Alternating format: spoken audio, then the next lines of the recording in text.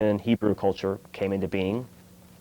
Then the Greco-Roman came into being, and that was a point that we reached a dense state of material being, and that is why at that particular time Christ chose to come into being and to manifest through Jesus so that this impulse, this evolutionary impulse, could be pushed forward past this low, somewhat stagnant point where we reached this dense material nature. We needed a push, we needed an impulse to carry us past, to get us over the hump, if you will. And so that was why that took place at that time for us to partake of.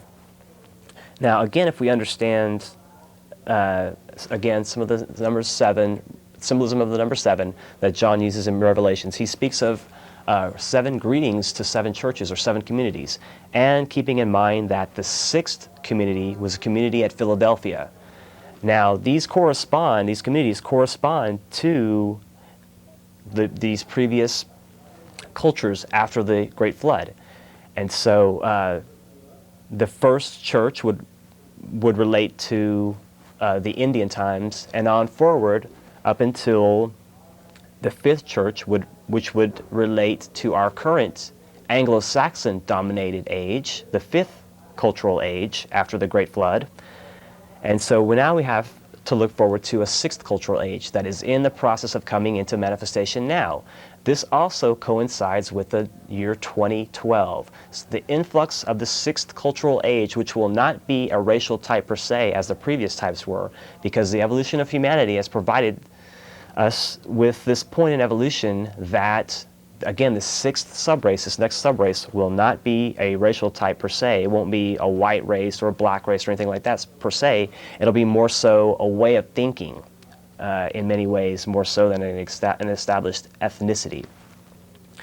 And so that being the case, that's going to be part and parcel of what we have to look forward to in this 6th age upcoming, the 6th subrace that's, again, in the process of manifesting itself, that does coincide with the year 2012 and the changes that are taking place as a result of that particular benchmark year. And also the 6th church that relates to our incoming 6th subrace is known as, that church is known as the church at Philadelphia, or the city of brotherly love, or the church of brotherly love, I should say. Philadelphia meaning brotherly love. So that is an implication or an indication of what's coming in the near future for us, that we will in the near future, in this 6th subrace upcoming, be able to partake of this state of mind, if you will, that's a state of mind of brotherly love. And we see that coming to the fore more so and more so, although it's not readily apparent to everybody, but the idea of group thinking and people not being so me in their thinking, but thinking about others and including the thoughts of others and well-wishing towards others, that's becoming more prevalent in our day and age. And we see that we are in many ways becoming a more spiritualized society, although it's not really apparent to everybody. It seems like to a lot of people that things are really gloomy and really doomy right now, and that we're just going to hell in a handbasket. But that is part and parcel of this changing times, not an end time as many people perceive of Revelations, but a change, a transition time. And that is very crucial and key to understand as well. We are not necessarily going into so much of an end time, we're going into a transition time. And so again, that's the idea of the Church at Philadelphia is very important, because that's going to express for us, it does express for us symbolically, a time to come very soon, very, very soon, that we can very much make use of now and start considering now, in which brotherly love will be the theme, the predominant theme of that time.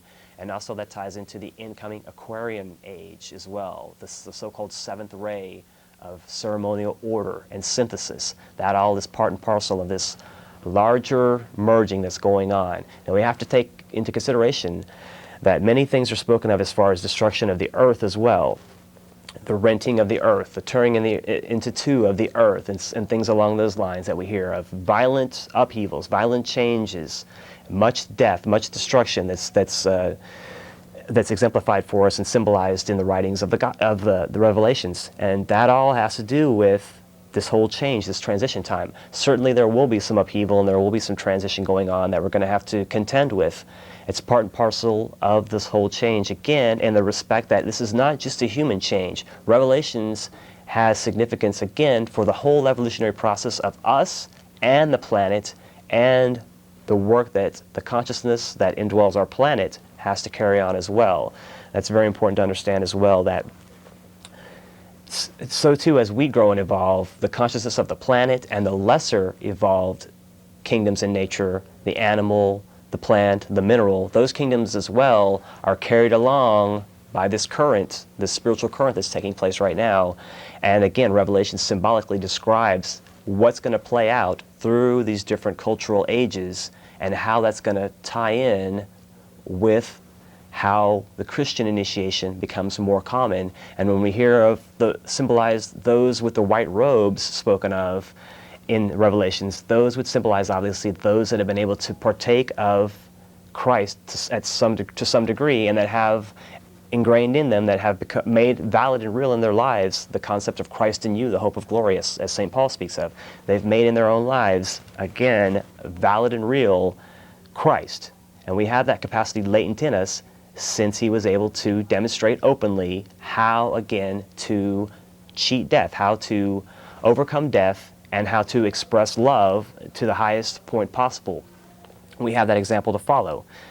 I was able to use a chart, and this is the chart here, if Chris, if you wouldn't mind just using the chart here, so I could explain somewhat. This relates very much to the idea of 666, the number of the beast, and I'm going to get into that somewhat.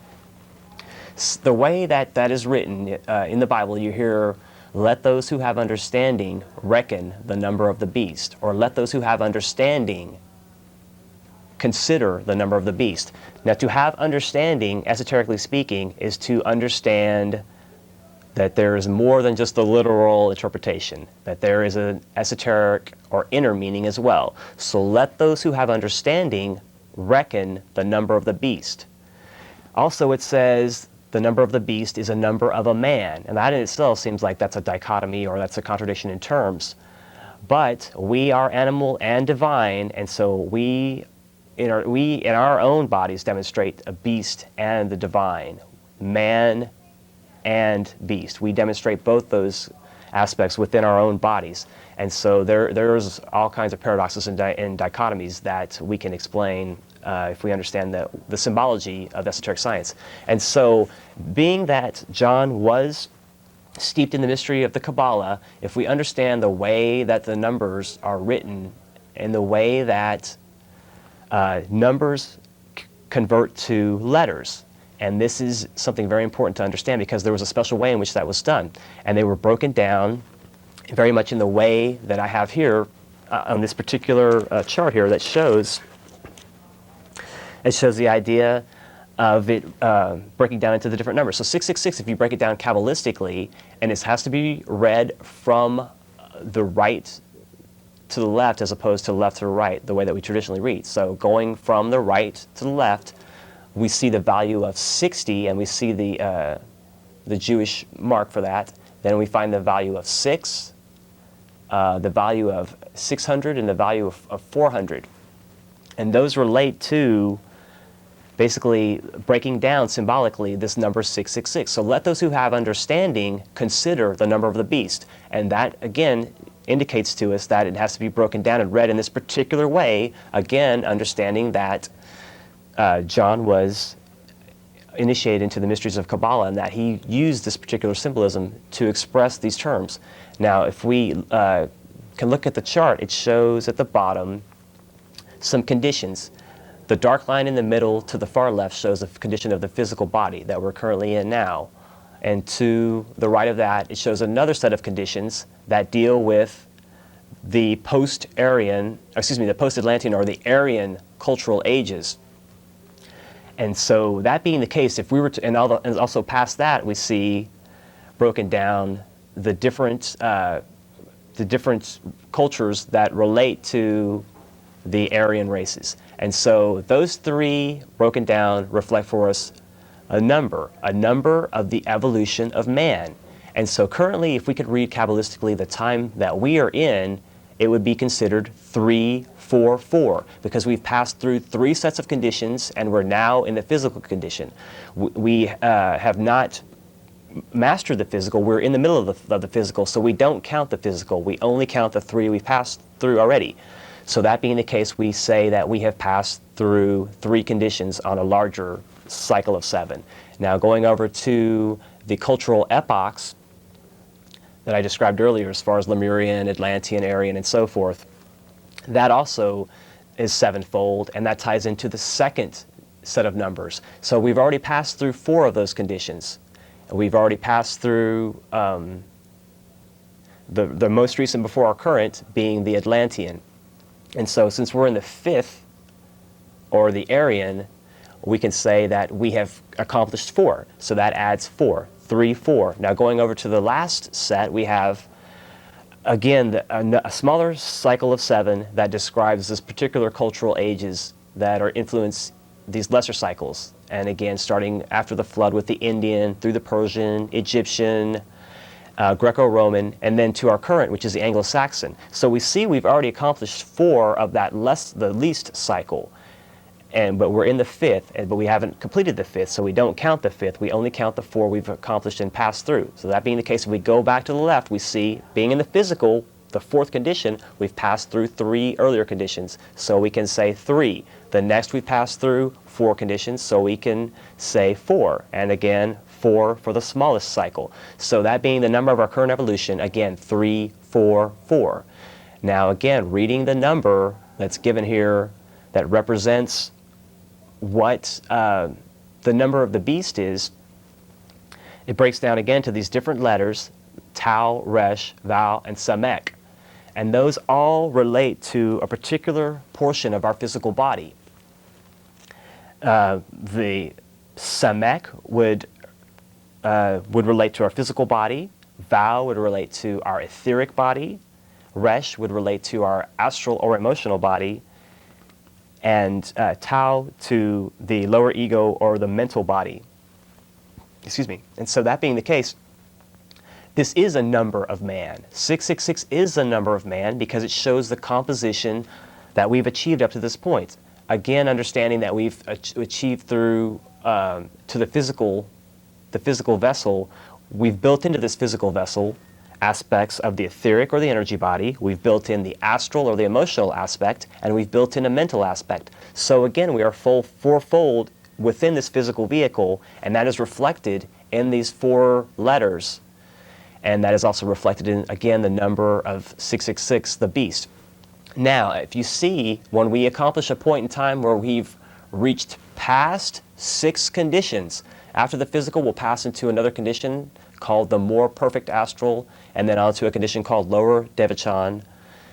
And then also we'll pass through other lesser cycles. After our Aryan, there will be another 6th cycle of 7, and so on. And so once we've accomplished or got under our belt these 6 phases, these lesser phases that refer to the evolution of man, a number that refers to the evolution of man, again, once we've passed through the time that's considered 666, that will be a time in which man really can no longer go back. What that refers to is the heresy of separation, or the ultimate separation between those that have chosen to follow Christ and those that have not. Now, considering that we're currently in 344, we have a very long time to go, but that does not mean that we need to slack and rest on our laurels. That just gives us more of an understanding of the whole complexity and the breadth and the scope of this whole system, the whole divine law, divine evolution, and how intimate it is tied into our evolution,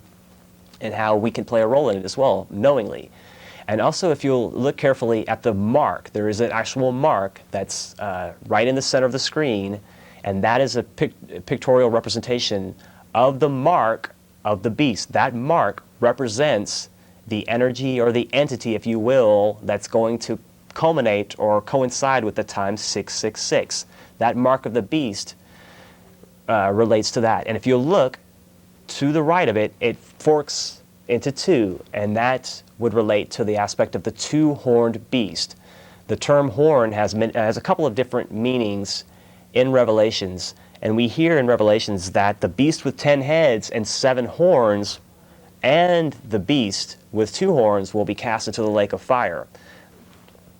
These are part and parcel of a condition or a time, a point in time, far in the future, where man has reached that ultimate division where he can't go back and to redeem matter further from that point. He's stuck to the point where those that have chosen to take Christ are going to be able to partake of that aspect, and those that have denied Christ all this long time are going to be subject to, again, this mark of the beast, if you will, this entity or this energy that's going to culminate. And it does actually have a name. This entity or energy, if you will, does actually have a name, and the name is Sorath, and that is derived from,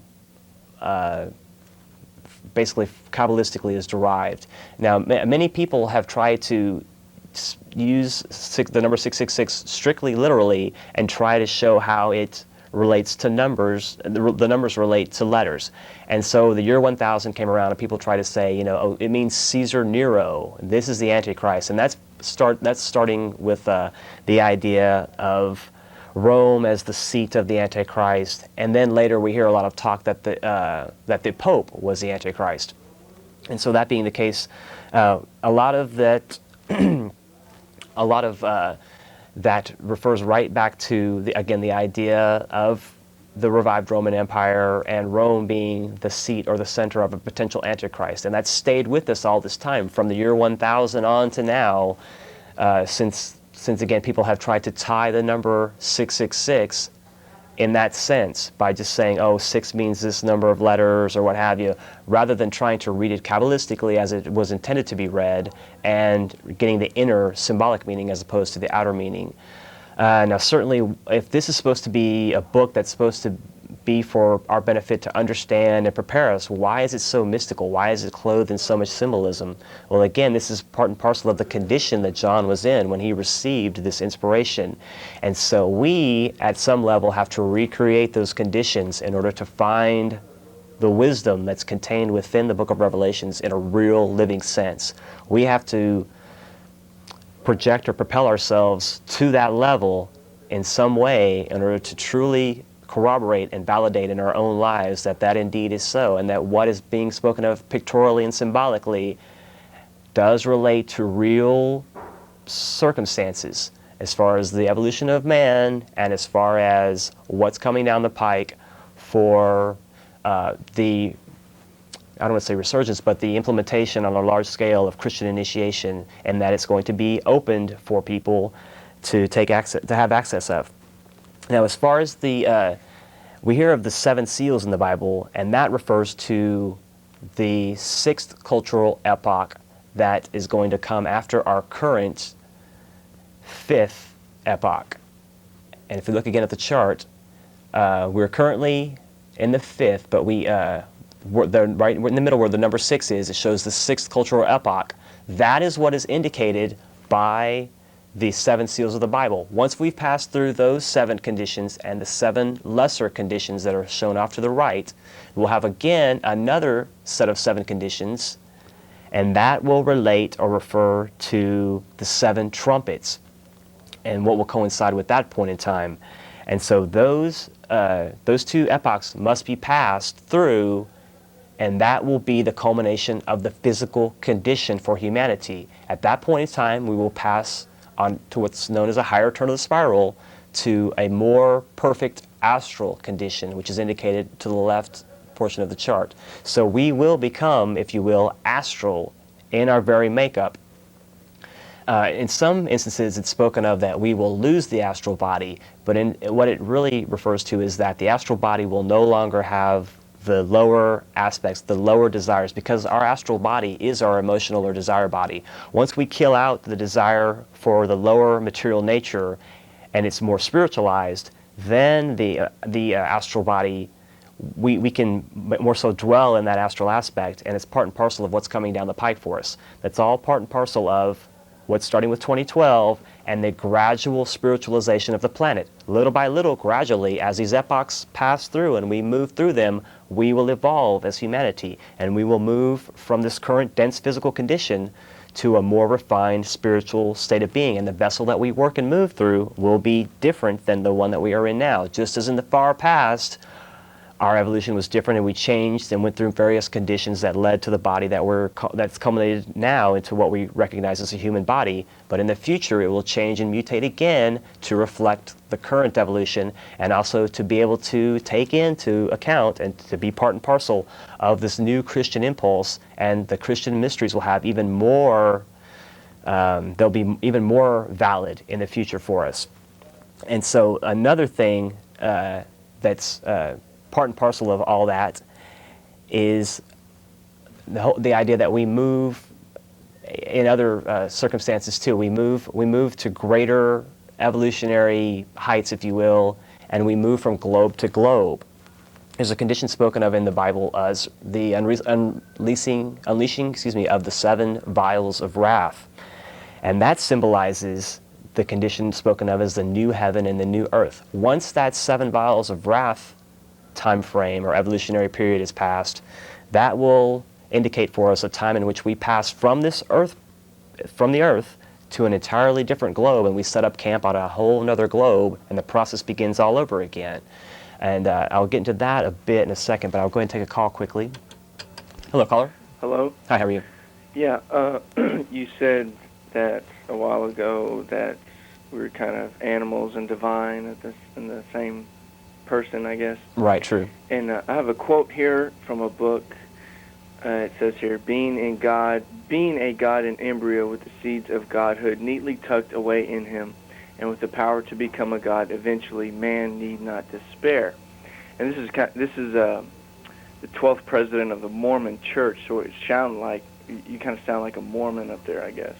Well, if you understand some of the symbolism in the Mormon religion, they borrow a lot of the same symbolism from Masonry, and Masonry ties in very much so with esoteric science, and a lot of the same symbolism carries over, and it carries over far into antiquity to pre-Christian days, as far as the mystery schools of Plato, the school of Crotona that was started by the great mathematician Pythagoras. The mystery tradition has been around forever, and so it's not surprising that we find it ingrained in religions, whether that be the Mormon religion that's perceived of as a cult by many, although it has gained a lot of popularity and is well known. I'm sorry, go ahead. Oh, it's definitely a cult, but... Well, that's certainly an opinion that you are welcome to express on the show.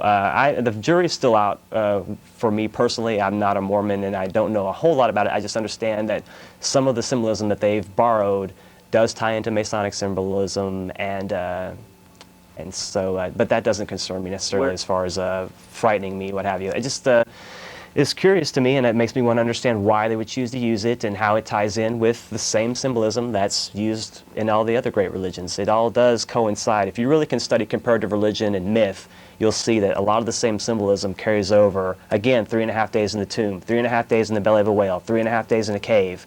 Those things tie in, and those things have much meaning to us if we can understand what it means esoterically, or the inner meaning of these things. If we have like a divineness within us, how come there's so much corruption in the world?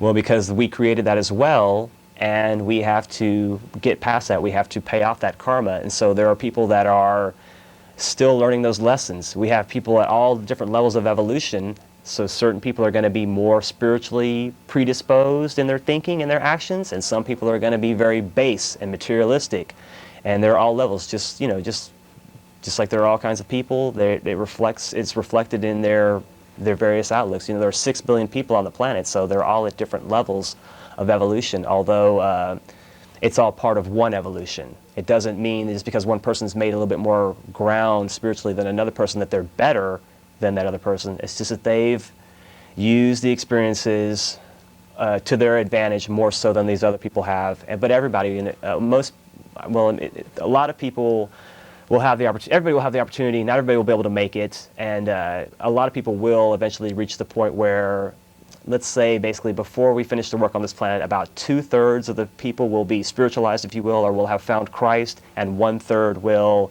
be lacking, and they'll have to suffer the consequences. That's kind of described as the burning in the lake of fire. That is part and parcel of that whole idea, that about 2/3 will be able to receive and make use of Christ, about 1/3 won't, and again, they'll have to deal with the circumstances of not taking that impulse in, although they've had many, many opportunities to do so. Is there anything else you care to add this evening? Yeah, I guess like uh, your interpretation of certain biblical passages. I don't know if it really it doesn't really reflect the context or history for that matter. Well, again, I'm going to have to let you go, so I have Okay. other calls and I Thanks. need to clip a few more things. But I would just say that you're always, you can always look at a book literally and symbolically. And if you understand the aspect that, in particular, Revelation is a symbolic book. When it says at the beginning of the book, it is a signed book, it is put in signs. Again, let them who have understanding reckon or consider those numbers and these symbols, because they have a greater meaning for us if we choose to understand and take them in. They have much life in them, and again, it refers to a future time that we have opportunity to make use of now, so that we can begin to create the type of future we want to see. I'll go ahead and take another call quickly. Hello, caller. Hello? Hi, how are you? Yes, I have a question about a passage from Luke. Go ahead, sure. Oh, yes. This Luke. Is he Luke Skywalker? One of our more observant callers. If you really follow the symbolism in Star Wars and the Star Wars series, you will find much that coincides with esoteric science. The idea of the Force, Luke Skywalker going into the cave and he meets himself. Basically, he chops off the head of, I guess it's Darth Vader, but it's actually himself. It's overcoming an aspect of himself, as I spoke of earlier. All of that is very symbolic of the mysteries, and that does tie in. So even though you're trying to crack a funny, it is valid and germane to this discussion this evening. Now, to tie in again to these conditions that we move through, this is a bit out there, and I did go into this somewhat last time around, but on my last show. But we do move from globe to globe, and we perfect ourselves, and we perfect certain conditions. And the first time that we came into incarnation in the solar system, we appeared on the globe Saturn, keeping in mind that it's not anywhere near what it is today. It was far different back then, but we appeared in a very rudimentary sense as life in the early stages on Saturn, and then we progress to the sun, where we would develop what is known as the energy or the etheric body. Then we progressed to the moon, and we brought in the astral capacity or the emotional body. And then we moved on to the dense physical earth that we know now. And so that being the case, once the earth life is finished, once we've wrapped up this earth existence, then we'll move on to a whole nother globe. Now, this school of earth, this work on this earth, is known as the school of painful endeavor, or the planet of sorrows, the school of sorrows. That is what the earth life is known as, because when we attach ourselves to form on the earth life, we attach ourselves and become caught up with things of the earth. We have pain attached to that. When we attach ourselves to things, there is always pain in that. There is always sorrow, because when we can't have those things, when those things are taken from us, or we realize those things are not that important, there is suffering. Those are lessons that we learn on this planet as far as, again, the school of painful endeavor or the school of sorrows. Once we get past the time of 666, Rudolph Steiner, the guy who I borrowed a lot of this from, speaks of a time when there will be white magic and black magic as far as a dominant theme of the day, that there will be white magicians and black magicians running around, and they will be basically, that will be the world at that point in time. That it'll be black versus white magic on a large scale, and it'll be far in the future, but that will condition what's going on the planet. And that being the case, once we pass out of this earth condition, those that have been able to go with the white magic, if you will, or stay with the Christ impulse and bring that into themselves, will again pass on to greater expanded work. And they'll pass on to a whole nother planet, and this planet is Jupiter in this instance. Again, Jupiter won't be the same as it is now. It will have changed in the future, and it will be fit to accommodate our evolved human life impulse. And so we'll find ourselves on Jupiter, and we'll begin working there. We'll begin working as we'll have passed through this emotional, we'll perfected the emotional astral body on the planet Earth. We'll have access to mind, or the mental aspect more so, on the planet Jupiter. And the condition of that planet is spoken of as the planet or the school of beneficent magicians. That being the case, that reflects those magicians that have taken in the Christ impulse, that have moved on to this higher work.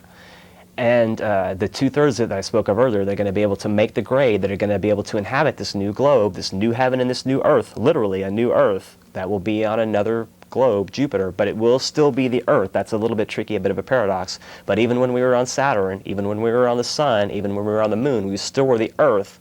We just had those qualities or conditions, if you will. And that, again, is a bit misleading, but that shows the path that we go through and that we follow through in our evolution, the various stages that we go through. I want to go ahead and grab a couple more calls quickly. Hello, caller. Yeah, hello? Yes, how are you? Yeah, I just, well, like, all this esoteric stuff, I'm really not, I'm kind of, like, new to it. Mm-hmm, sure. I've been watching you since, what, you've been on about a year now? Yes, that's right. Coming up on a year. Right. But, yeah, I'm still, I guess, like, a layman to it. I've watched Jeff Contreras a lot, and I just heard the guy that called up with the Luke Skywalker joke. Mm-hmm. And I was going to ask you about, like, I've noticed George Lucas and, like, Steven Spielberg, they do have a lot of, in their movies, they do put a lot of symbolism, like in stuff like Star Wars and Raiders of the Lost Ark. Yes. Mm-hmm. And I was going to ask you, like, do they put it in there for, you know, not thinking anybody's going to know about it, or they do it, like, subliminally, or they... Well, I think it's twofold. I think, first of all, you have... People are influenced. There are different levels. There's a divine level of awareness, if you will, or... that's kind of hard to put it in specific terms, but there's influence, if you will, from on high, from divine influence that finally works its way down into certain people's minds, and they're able to creatively express from that impulse. And so if certain people get the impression of a particular movie idea, or a particular invention, or a particular scientific discovery, maybe a particular medical breakthrough, in many instances we get that impression, if you will, from on high, from divine providence. And so in some instances, if a movie has a theme like that, it's going to find its way sometimes through the proper channels to where it will become popular and ingrain itself in public consciousness, just like the Star Wars series did. At some level, we have that idea of the Force and good and bad ingrained in us. It's called an archetype. And so these things come around for us every so often, and we see it through the Star Wars and the Raiders of the Lost Ark movie, these old themes revisited in a modern setting that still remind us, just like the old Greek tragedies, Homer and the Odyssey, and those kind of things, that all ties in. That yes, they do subliminally to a degree, but purposefully also, because there are those that purposely want to get this information. Also watch the symbolism in cartoons. You'll see a god of the symbolism, esoteric and otherwise, in cartoons as well. I have to let you go, but I have another call, but thank you for your time. Thank you for watching as well. Take care. Hello, caller. Hello? Hi, how are you? I got a question. Like, it ain't about that. It's about my life. Go ahead. Is that cool? Sure, go ahead. Yeah, it seems like I'm just being used, and I want to ask you, like, have somebody ever used you? Because, you know, I'm just hurting the inside, and I just feel like I just need somebody to hold me. Well, when you say used, who are you feeling used by? Yourself, or? It seems like people in my life, like family and stuff, they just use me, and, like, I don't know. Well, I would just say that if you have some yearning in your life for something outside of yourself, you might be able to replace it for the time being with something material that might tie you over, whether it's a new car, a new girlfriend, a new this, a new that, that it might satisfy you for the time being, but ultimately you're going to still be lacking. And if there are relationships as well, people in your life that are not healthy, not productive to you, if you really want to improve your life, you're going to find a way to remove yourself from those people. Even if they're your closest family and friends, if they're bringing a negative influence on you, then you're going to have to find a way to separate yourself, or at least realize what the deal is, and maybe you can affect some change also. If you're in your home environment, your work environment, you know, all these things affect us. If you're feeling a lack of something, I don't know what your spiritual, leanings are, but I would say if you could pray on this and think about it, contemplate on it, and ask for some help and some guidance to find your way through all this. Because as Buddha said, the earth is suffering, and when we attach our things to things of this earth, we tend to suffer, because maybe we get that girl we want, but then she breaks up with us 6 months later and we're sad again. Or maybe we get that new car, but we have an accident and it's wrecked and it's no good anymore, and we find we're back to square one and we're sad again. So I would say seek something in your life that's real and find your way from there. And I would say just ask for some help and guidance, and you'll start finding coincidences and circumstances in your life that are going to show you, hey, I'm on the right path now. Things are changing, things are looking up, I'm seeing a little light at the end of the tunnel. So progress in that way, and I think you'll find that you're going to make some progress. Alrighty? Oh yes, I'm just trying to like focus and like come to a church and get my head right. Well, you don't even need to go to a church. The true church, the true temple is right here. You yourself. You got to get that together before you start congregating with other people. But I promise, if you have the earnest heart, if you have an honest heart, you'll find the right people that'll be able to give you the message that you need now. I have to let you go because I have other callers. I'm running out of time quickly, but just follow that and consider that and think and contemplate in your own life somewhat. All right, God bless you. You too. Take care. All right. I'll try to get one quick call in here, very briefly. Go ahead, caller. Could you make this very brief? Yes, Wally Wally Dildo Penis. Okay, that was very brief. Appreciate that. Caller, you're on the air. Could you make this very brief? Hi there. I got a question about the ancient Sumerians and their legends about the people who came from heaven and the idea that they bred humans to mine gold. Are you talking more so of the Sitchin, the 12th planet stuff? Yeah. And the Planet X and all that? What's your take on that? Is that true? Or Okay, I have to let you go because I don't have much time whatsoever. But as far as the whole 12th planet thing, I don't know. Supposedly there's a planet headed our way that's out in space. These guys are reappearing, according to some people, in spring of 2003. We're going to see this planet reappear that has these beings on it that supposedly genetically manipulated us. The jury really is out with me personally. I think that we have had interactions with other entities, other societies, other consciousness, if you will, from the get-go.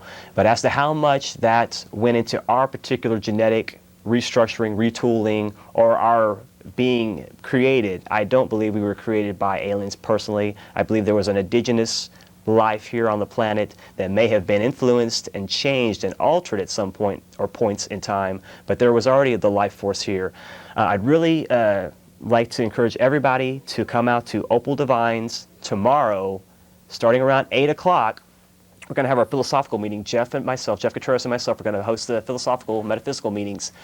We had a really good response last month, and I would hope that more people would consider coming out again. It's a very loose, casual affair. We'll talk about whatever's on your mind. 700 West 6th Street, starting again around 8 o'clock, and then we'll carry on to the early a.m. usually, and just kind of shoot the breeze about whatever's on your mind and kind of clarify some of these things if you have further questions about what we may have talked about on our shows or something that something along those lines that you have an interest in. I'd like to encourage everybody to stay tuned for Chris Athanas and the Reality Expander television show coming up next. I would like to thank my producer, Chris, for commanding the helm of the Starship Esoterica.